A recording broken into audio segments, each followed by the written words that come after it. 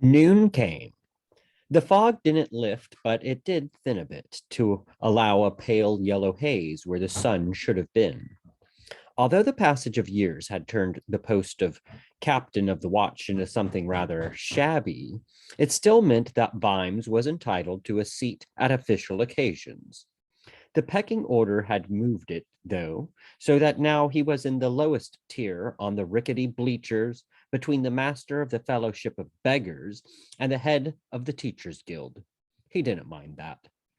Anything was better than the top row among the assassins, thieves, merchants, and all the other things that had floated to the top of society.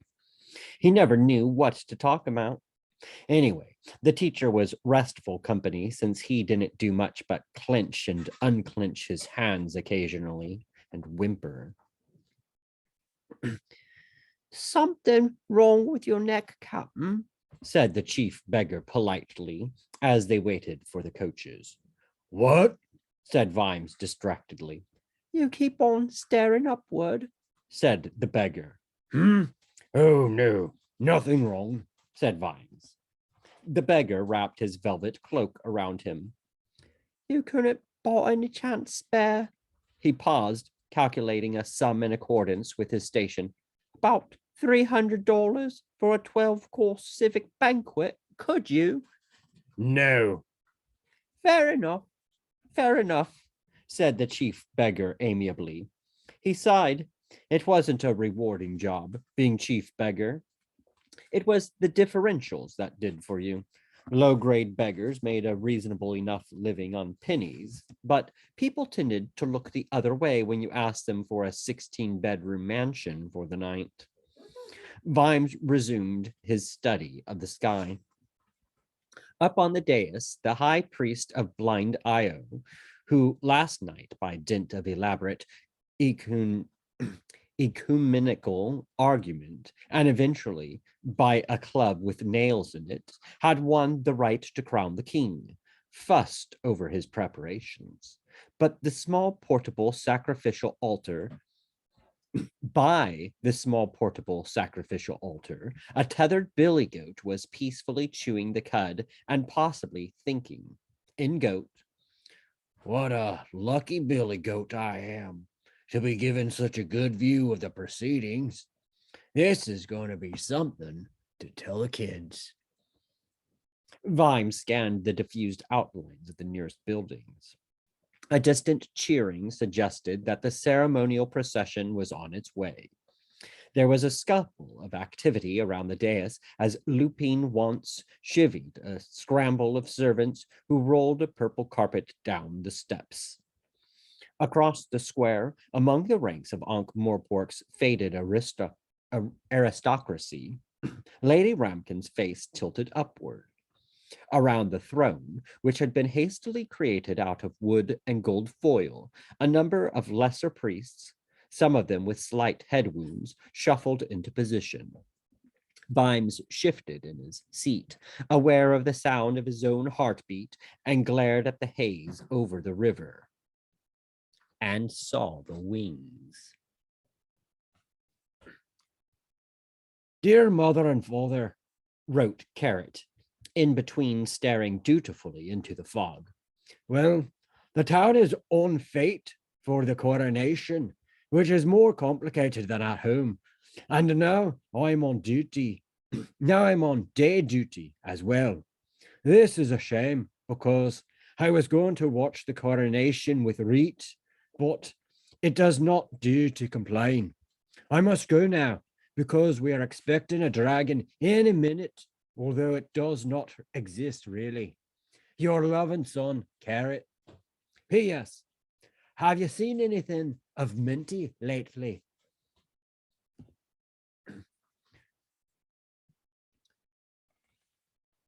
You idiots! Sorry, said Vimes. Sorry. People were climbing back into their seats, many of them giving him furious looks. Once was white with fury. How could you have been so stupid? He raged. Vimes stared at his own fingers. I thought I saw, he began. It was a raven. You know what ravens are. There must be hundreds of them in the city. In the fog, you see, their size wasn't easy to, Vimes mumbled. And poor Master Greetley, you ought to have known what loud noises do to him. The head of the Teachers' Guild had to be led away by some kind people. Shouting like that, once went on. Look, I said I'm sorry. It was an honest mistake. I've had to hold up the procession and everything. Vimes said nothing. He could feel hundreds of amused or unsympathetic eyes on him. Well, he muttered. I'd better be getting back to the yard. Once's eyes narrowed. No, he snapped. But you can go home if you like, or anywhere your fancies take you. Give me your badge. Huh? Once held out his hand. Your badge, he repeated. My badge? That's what I said. I want to keep you out of trouble. Vimes looked at him in astonishment. But it's my badge. And you're going to give it to me, said Once grimly, by order of the king. What do you mean? He doesn't even know. Vimes heard the wailing in his own voice. Once scowled. But he will, he said, and I don't expect he'll even bother to appoint a successor. Vimes slowly unclipped the verdigreased disc of copper, weighed it in his hand, and then tossed it to Once without a word. For a moment he considered pleading, but something rebelled. He turned and stalked off through the crowd. So that was it. As simple as that. After half a lifetime of service, no more city watch. Huh. Vimes kicked at the pavement. It'd be some sort of royal guard now, with plumes in their damn helmets. Well, he'd had enough. It wasn't a proper life anyway, in the watch. You didn't meet people in the best of circumstances. There must be hundreds of other things he could do, and if he thought for long enough, he could probably remember what some of them were. Pseudopolis Yard was off the route of the procession, and as he stumbled into the watch house, he could hear the distant cheering beyond the rooftops. Across the city, the temple gongs were being sounded. Now they are ringing the gong. Now they are ringing the gongs, thought Vimes. But soon they will not be ringing the gongs. Not much of an aphorism, he thought, but he could work on it. He had time now. Vimes noticed the mess. Errol had started eating again. He'd eaten most of the table, the grate, the coal scuttle, several lamps, and the squeaky rubber hippo. Now he lay in his box again, skin twitching, whimpering in his sleep. All right, mess you've made, said Vimes enigmatically. Still, at least he wouldn't have to tidy it up. He opened his desk drawer. Someone had eaten into that too. All that was left was a few shards of glass. Sergeant Cullen hauled himself onto the parapet around the Temple of Small Gods. He was too old for this sort of thing. He joined for the bell ringing, not sitting around on high places waiting for dragons to find him. He got his breath back and peered through the fog. Anyone human still up here? He whispered. Carrot's voice sounded dead and featureless in the dull air. Here I am, Sergeant, he said. I was just checking if you were still here, said Cullen. I am still here, Sergeant, said Carrot obediently. Cullen joined him. Just checking you were not et, he said, trying to grin. I haven't been et said Carrot. Oh, Said Colin. good then. He tapped his fingers on the damp stonework, feeling he ought to make his position absolutely clear. Just checking, He repeated. part of my duty, see, going around sort of thing. It's not that I'm frightened of being up on the roofs by myself, you understand. Thick up here, isn't it? Yes, Sergeant. Everything all okay? Knobby's muffled voice sidled its way through the thick air, quickly followed by its owner. Yes, Corporal, Said Carrot. what are you doing up here? Colin demanded. I was just coming up to check Lance Constable Carrot was all right, Said Knobby innocently. What were you doing, Sergeant? We're all right, said Carrot, beaming. That's good, isn't it? The two NCOs shifted uneasily and avoided looking at one another. It seemed like a long way back to their posts, across the damp, cloudy, and, above all, exposed rooftops. Colin made an executive decision. Sod this, he said, and found a piece of fallen statuary to sit on. Knobby leaned on the parapet and wrinkled a damp dog end from the unspeakable ashtray behind his ear. Heard the procession go by, He observed. heard the procession go by. He observed. Colin filled his pipe and struck a match on the stone beside him. If that dragon's alive, He said, blowing out a plume of smoke and turning a small patch of fog into smog.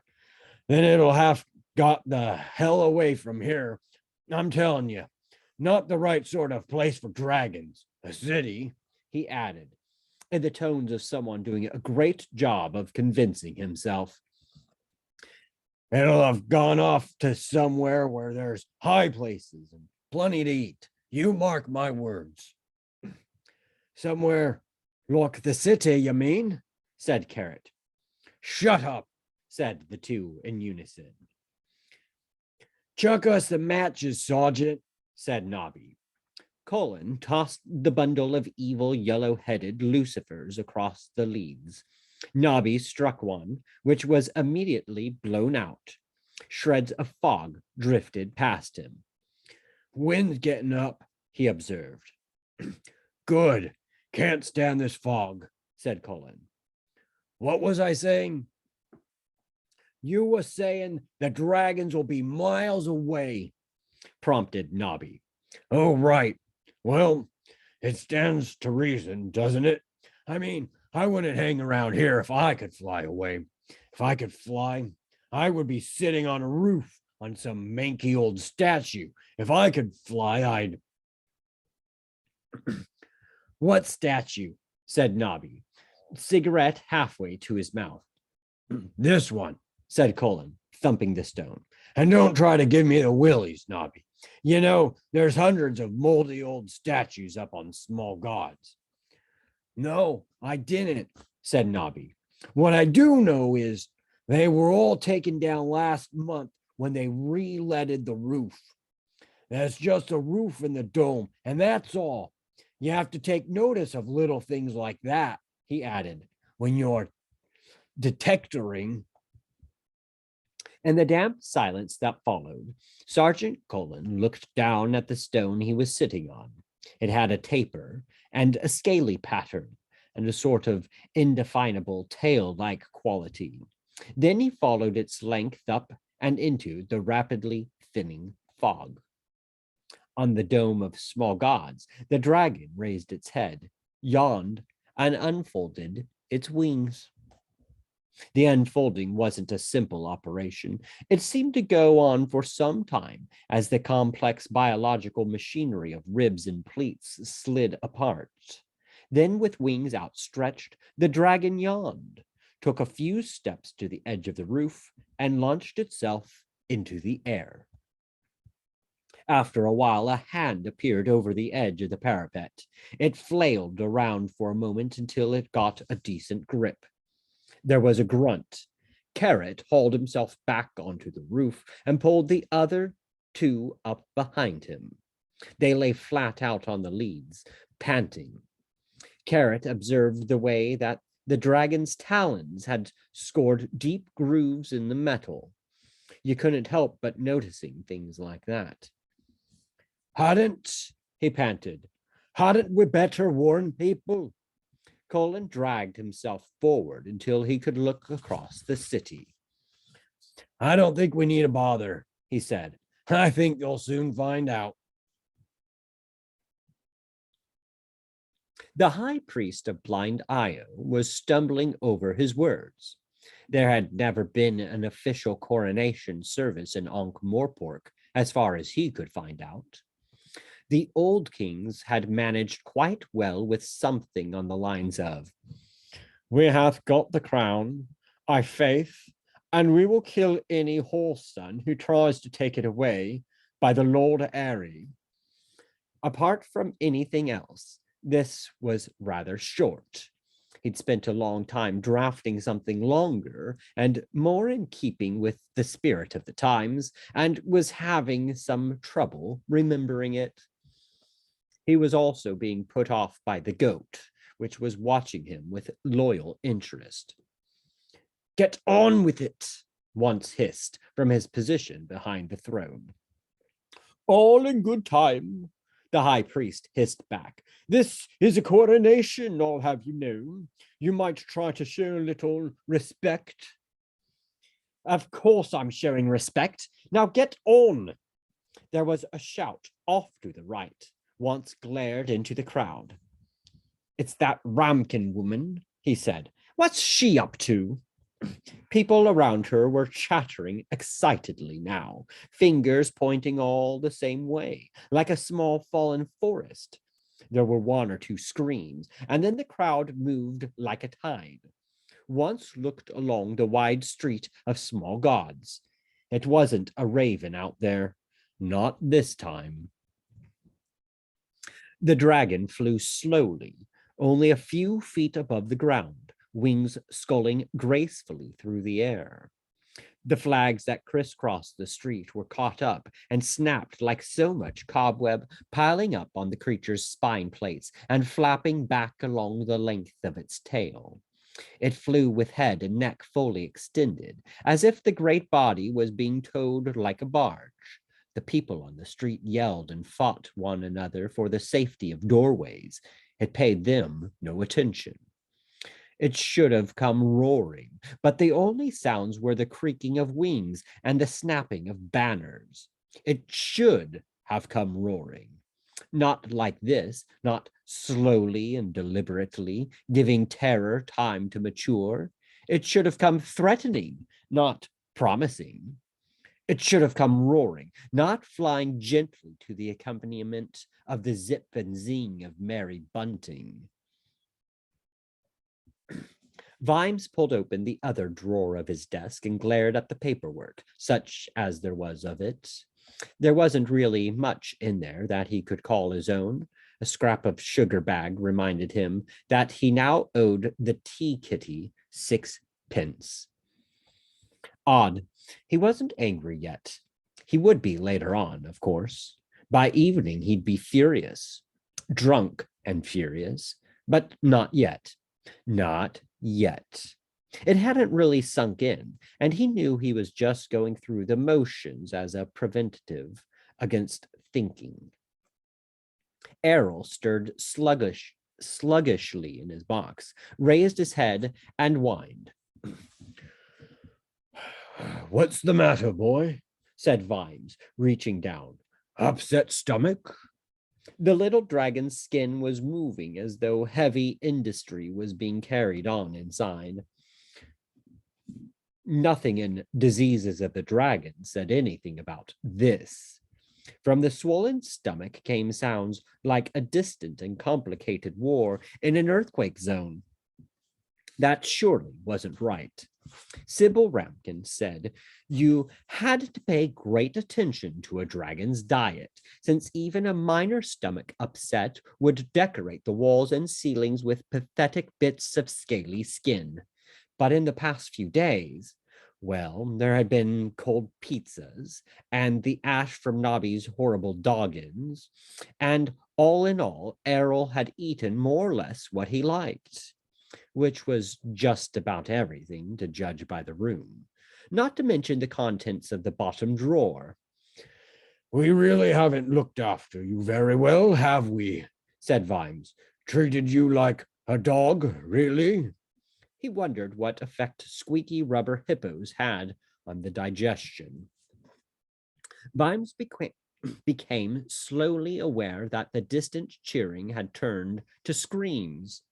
He stared vaguely at Errol and then smiled an incredibly evil smile and stood up.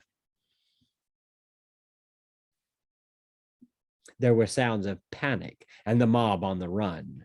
He placed his battered helmet on his head and gave it a jaunty tap. Then, humming a mad little tune, he sauntered out of the building. Errol remained quite still for a while, and then, with extreme difficulty, half crawled and half rolled out of his box. Strange messages were coming from the massive part of his brain that controlled his digestive system.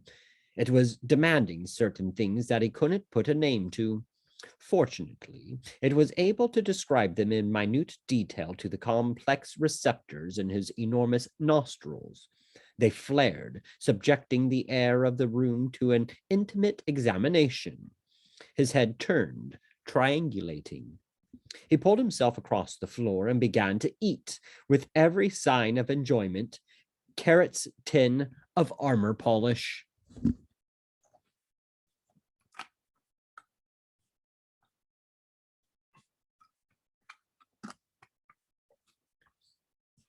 People streamed past Vimes as he strolled up the street of small gods. Smoke rose into the air from the plaza of broken moons. The dragon squatted in the middle of it, on what remained of the coronation dais. It had a self-satisfied expression. There was no sign of a throne or of its occupant, although it was possible that complicated forensic examination of the small pile of charcoal in the wrecked and smoldering woodwork might offer some clue. Vimes caught hold of an ornamental fountain to steady himself as the crowd stampeded by. Every street out of the plaza was packed with struggling bodies, not noisy ones, Vimes noticed. People weren't wasting their breath with screaming anymore. There was just this solid, deadly determination to be somewhere else. The dragon spread its wings and flapped them luxuriously. The people at the rear of the crowd took this as a signal to climb up the backs of the people in front of them and run for safety from head to head. Within a few seconds, the square was empty of all save the stupid and the terminally bewildered. Even the badly trampled were making a spirited crawl for the nearest exit. Vimes looked around him. There seemed to be a lot of fallen flags, some of which were being eaten by an elderly goat, which couldn't believe its luck. He could distantly see Cut Me Own Throat on his hands and knees, trying to restore the contents of his tray. By Vimes' side, a small child waved a flag hesitantly and shouted, "Hurrah!" Then everything went quiet. Vimes bent down. I think you should be going home, he said. The child squinted up at him. Are you a watchman? It said. No, said Vimes. And yes. What happened to the king, watchman? I think he's gone off for a rest, said Vimes. My auntie said I shouldn't talk to watchmen, said the child. Do you think it might be a good idea to go home and tell her how obedient you've been then? said Vimes. My auntie said if I was naughty, she'd put me on the roof and call the dragon, said the child conversationally. My auntie said it eats you all up, starting with the legs, so as you can see what's happening. Why don't you go home and tell your auntie she's acting in the best traditions of Ankh-Morpork child rearing, said Vimes. Go on, run along. It crunches up all your bones, said the child happily, and when it gets to your head, it... Look, it's up there, shouted Vimes. The great big dragon that crunches you up. Now go home. The child looked up at the thing perched on the crippled dais. I haven't seen it crunch anyone yet, it complained. Push off, or you'll feel the back of my hand, said Vimes. This seemed to fit the bill. The child nodded understandingly. Right. Can I shout hurrah again? If you like, said Vimes. Hurrah! So much for community policing, Vimes thought. He peered out from behind the fountain again. A voice immediately above him rumbled. Say what you like. I still swear it's a magnificent specimen. Vimes' gaze traveled upward until it crested the edge of the fountain's top bowl. Have you noticed, said Sybil Ramkin, hauling herself upright by a piece of eroded statuary and dropping down in front of him, how every time we meet, a dragon turns up? She gave him an arch smile. It's a bit like having your own tune, or something. It's just sitting there, said Vimes hurriedly, just looking around as if it's waiting for something to happen. The dragon blinked with Jurassic patience. The roads off the square were packed with people. That's the Ankh-Morpork instinct, Vimes thought. Run away, and then stop and see if anything interesting is going to happen to other people. There was a movement in the wreckage near the dragon's front talon, and the high priest of Blind Io staggered to his feet, dust and splinters cascading from his robes. He was still holding the Ursat's crown in one hand. Vimes watched the old man look upward into a couple of glowing red eyes a few feet away. Can dragons read minds? Whispered Vimes. I'm sure mine understand every word I say, hissed Lady Ramkin. Oh no, the silly old fool is giving it the crown. But isn't that a smart move? Said Vimes. Dragons like gold. It's like throwing a stick for a dog, isn't it? Oh dear, said Sybil Ramkin. It might not, you know. Dragons have such sensitive mouths. The great dragon blinked at the tiny circle of gold. Then, with extreme delicacy, it extended 1 meter-long claw and hooked the thing out of the priest's trembling fingers. What do you mean, sensitive? Said Vimes, watching the claw travel slowly toward the long, horse-like face. A really incredible sense of taste. They're so, well, chemically oriented. You mean it can probably taste gold? Whispered Vimes, watching the crown being carefully licked. Oh, certainly. And smell it. Vimes wondered what the chances were of the crown being made of gold. Not high, he decided. Gold foil over copper, perhaps, enough to fool human beings. And then he wondered what someone's reaction would be if they were offered sugar, which turned out, once you'd put 3 spoonfuls in your coffee, to be salt. The dragon removed the claw from its mouth in one graceful movement and caught the high priest, who was just sneaking away, a blow which knocked him high into the air. When he was screaming at the top of the ark, the great mouth came around and, gosh, said Lady Ramkin. There was a groan from the watchers. The temperature of the thing, said Vimes. I mean, nothing left. Just a wisp of smoke. There was another movement in the rubble. Another figure pulled itself upright and leaned dazedly against a broken spear. It was Lupin once, under a coating of soot. Vimes watched him look up into a pair of nostrils the size of drain covers. Once broke into a run. Vimes wondered what it felt like running away from something like that, expecting any minute your backbone to reach, very briefly, a temperature somewhere beyond the vaporization point of iron. He could guess.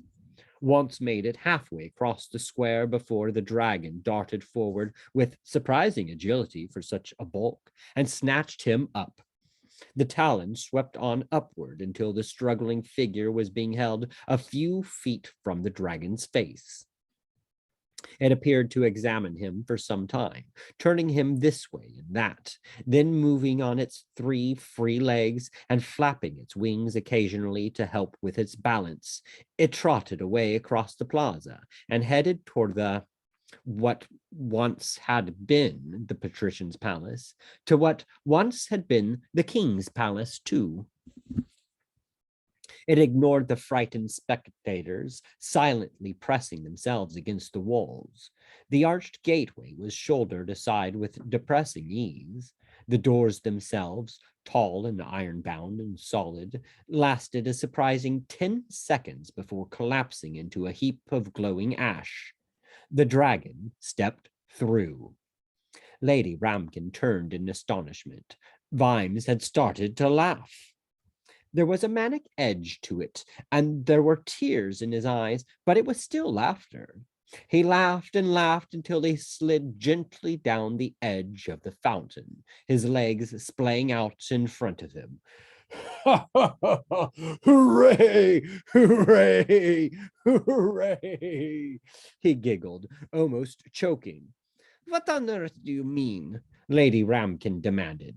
Put out more flags! Blow the cymbals! Roast the tocsin! We've crowned it! We've got a king after all! What ho! Have you been drinking? She snapped. Not yet, sniggered Vimes. Not yet, but I will be. He laughed on, knowing that when he stopped, black depression was going to drop on him like a lead souffle. But he could see the future stretching out ahead of them. After all, it was definitely noble. It didn't carry money, and it couldn't answer back. It could certainly do something for the inner cities too, like torching them to the bedrock. Well, we'll really do it, he thought. That's the Ankh-Morpork way. If you can't beat it or corrupt it, you pretend it was your idea in the first place. Vivat Draco! He became aware that the small child had wandered up again. It waved its flag gently at him and said, "Can I shout hurrah again now?" Why not? Said Vimes. Everyone else will. From the palace came the muffled sounds of complicated destruction. Errol pulled a broomstick across the floor with his mouth and, whimpering with effort, hauled it upright. After a lot more whimpering and several false starts, he managed to wrinkle the end of it between the wall and the big jar of lamp oil. He paused for a moment, breathing like a bellows, and pushed. The jar resisted for a moment, rocked back and forth once or twice, and then fell over and smashed on the flagstones. Crude, very badly refined oil spread out in a black puddle. Errol's huge nostrils twitched. Somewhere in the back of his brain, unfamiliar synapses clicked like telegraph keys. Great bulks of information flooded down the thick nerve cord to his nose, carrying inexplicable information about triple bonds, alkanes, and geometric isomerism. However, almost all of it missed the small part of Errol's brain that was used for being Errol. All he knew was that he was suddenly very, very thirsty. Something major was happening in the palace. There was the occasional crash of a floor or thump of a falling ceiling. In his rat-filled dungeon, behind a door with more locks than a major canal network, the patrician of Ankh-Morpork lay back and grinned in the darkness. Outside, bonfires flared in the dusk. Ankh-Morpork was celebrating. No one was quite sure why, but they'd worked themselves up for a celebration tonight. Barrels had been broached, oxen had been put out on spits, one paper hat and celebratory mug had been issued per child, and it seemed a shame to waste all that effort. Anyway, it had been a very interesting day, and the people of Ankh-Morpork set great store by entertainment. The way I see it, said one of the revelers, halfway through a huge greasy lump of half-raw meat, a dragon as king mightn't be a bad idea. When you think it through is what I mean. It definitely looked very gracious, said the woman to his right, as if testing the idea. Sort of, well, sleek, nice and smart, not scruffy, takes a bit of a pride in itself. She glared at some of the younger revelers further down the table. The trouble with people today is they don't take pride in themselves. And there's a foreign policy, of course, said a third, helping himself to a rib.